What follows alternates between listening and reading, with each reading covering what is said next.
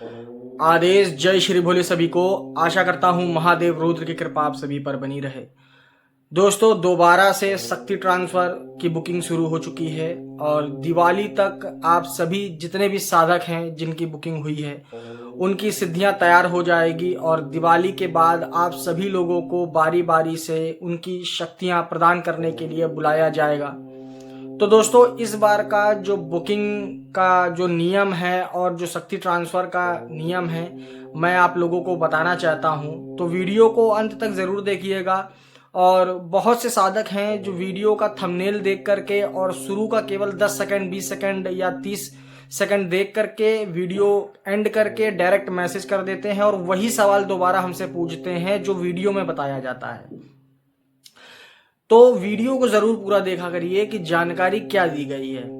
तो पहले शुरू करते हैं शक्ति ट्रांसफर से। तो इसमें बाबा बेताल और बाबा काल भैरव, वीर अघोरी, बेताल अघोरी, वामिनी देवी, मायावनी देवी, माता काली और वीर जिन अघोरी, इन सब शक्तियों को आप हम हमारे द्वारा प्राप्त कर सकते हैं। और जिस व्यक्ति को जिस पद्धति से चलना है, सात्विक पद्धति से चलना है, तो उसमें बेताल बाबा हैं, वीर जिन बाबा हैं, माता काली हैं, बाबा काल भैरव हैं और आपका नूरी तारा जिन बाबा हैं। तो इस तरीके की सात्विक शक्तियां लेकर के गद्दी दरबार चला सकता है, जैसा कि आप लोग हमारे अनुभव में देखते हैं। और शक्ति लेने के बाद हम जब वह साधक अपना कार्य करने लग जाते हैं, गद्दी दरबार चलाने लग जाते हैं, तो हम उनका अनुभव भी लेते हैं उन्हीं की गद्दी से।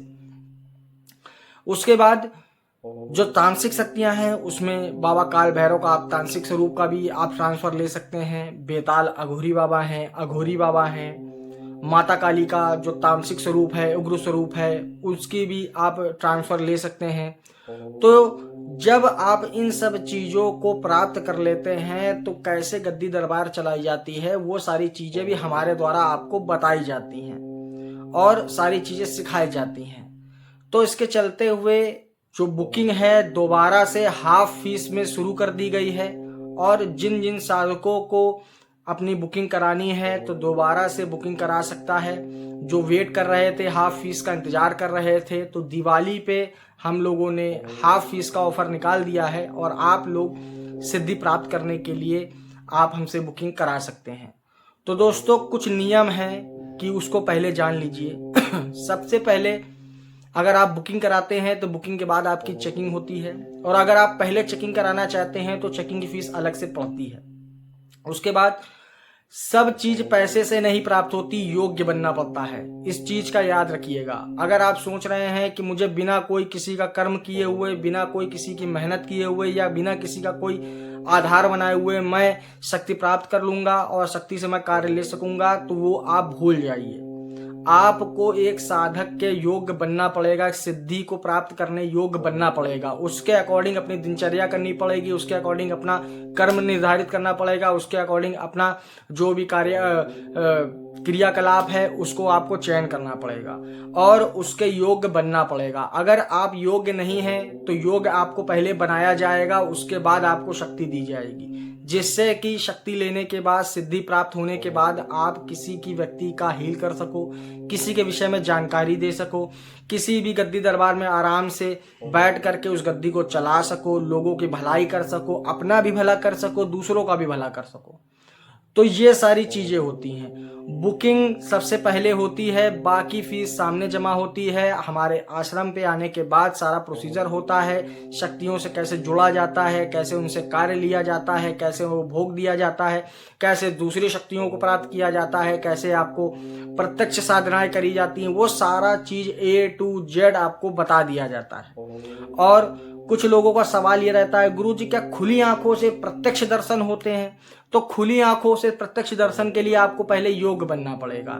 जब आप योग्य नहीं होगे तो आपको कुछ नहीं दिखेगा, ना बंद आंखों से दिखेगा ना खुली आंखों से दिखेगा। ठीक है, तो सबसे पहले योग्य बनना सीखिए, अपने अंदर योग्यता लाइए, अपने अंदर पात्रता लाइए। अगर आप बैठ करके नित्य 3 घंटे 4 घंटे जाप करने के योग्य हो, मेहनती साधक हो, क्रियाकलाप में अपने साधकों वाले गुण रखते हो, तो ही आप सिद्धि प्राप्त कर सकते हो। अगर आपके अंदर लौंडियाबाजी, लड़कीबाजी, नशेबाजी, घूमना फिरना, अय्यासी, ये सारी चीजों के अगर अवगुण हैं तो भूल जाइए कि आपको सिद्धि प्राप्त होगी या शक्ति प्राप्त होने के बाद आप उससे कार्य ले सकते हो। क्योंकि हर एक शक्ति, हर एक सिद्धि सामने वाले का व्यक्तित्व समझती है, सामने वाले का जो उसकी योग्यता है वो समझती है, सामने वाले का मन पढ़ती है, उसके मन में क्या चल रहा है, उस शक्ति का कैसे प्रयोग करेगा, दुरुपयोग करेगा, वो सारी चीजें समझती हैं।